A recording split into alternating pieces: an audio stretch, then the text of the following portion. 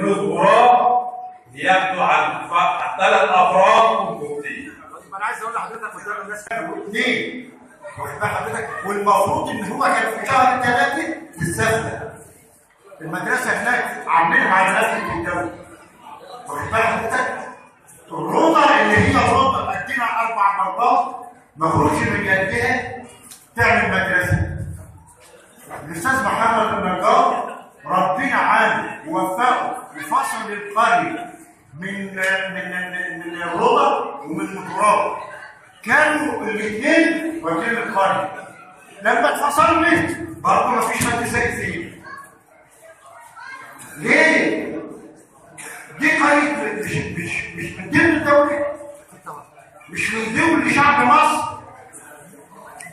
اجي ابص برج الروم في السنبلاويه في اي بلد قريه كبير هتلاقي الانابيب. والله الاسبوع اللي فات التريكه واقفه في برج الروم وحاطين الانابيب مش لاقي حد ياخدها.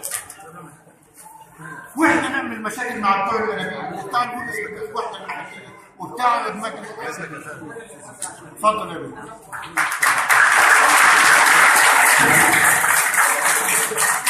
بسم الله الرحمن الرحيم.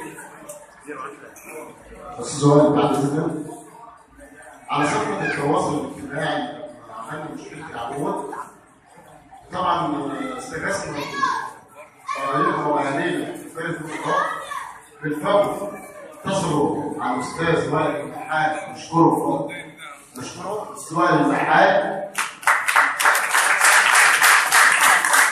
فقدم بالعمود الفوري، لان العمود حضرتك شفته على صفحه التواصل الاجتماعي. لما عملنا الضجه على صفحه التواصل الاجتماعي ده الاستاذ محمد سفان المسؤول عن قريه الكهرباء بيقول لو احنا قصرنا معاكم في حاجه حقكم تتكلموا. مقصر فين يا فندم؟ مقصر على ايه؟ مفيش. حضرتك انا ما شفتش كهرباء. انا لما بسال الاستاذ وائل البحات بقول له مين اللي هيركب العمود يا باشا؟ قال لي بالفور هتلاقي الناس مستنييني كلهم على الكوبري هيركبوا لك العمود فوري.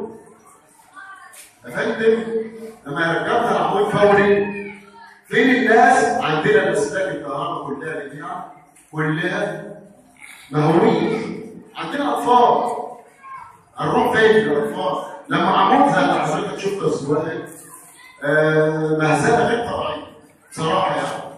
رد الاستاذ محمد محمود سليمان شرف المسؤول عن الكهرباء قال لنا من سنه ب6 شهور بلاغ يا فندم، بلاغ فوري جاي من قريه سعد الدين 22,000 جنيه يا فندم. 22,000 جنيه من سنه 6 شهور تقريبا بتوع تحليل وتركيب واسلاك وكشافات للكهرباء.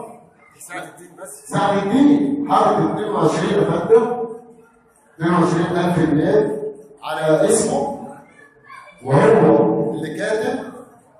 وعايزين نشوف حق القريه ويا فندم زي ما انت شايف بصورته بلاغ لرئيس مجلس المدينه وبيقول لي في كتاباته المسؤول عن ال 22,000 جنيه الاستاذ ابراهيم عطار. في كتاباته بلاغ لرئيس مجلس المدينه 22,000 جنيه حق القريه. حضرتك احنا ما عندناش ولا اي كشاف حضرتك شوف مفيش فيها كهرباء نهائي. قريه من ضمن القرى الغراب الروضه شبرغوف يا فندم. قريتنا ما بتفيدش بالليل نهائيا، مفيش اي كهرباء.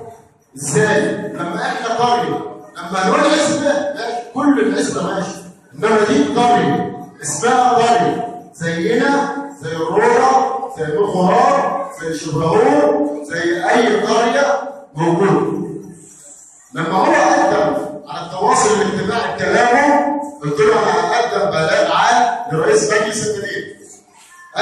سنه 6 شهور تقريبا 22,000 جنيه لقريه سعد الدين. هم فين يا فندم ال 22,000 جنيه؟ هو فين الشغل اللي عندنا؟ 180 متر رسم لليوم انا موعد على دار الدين.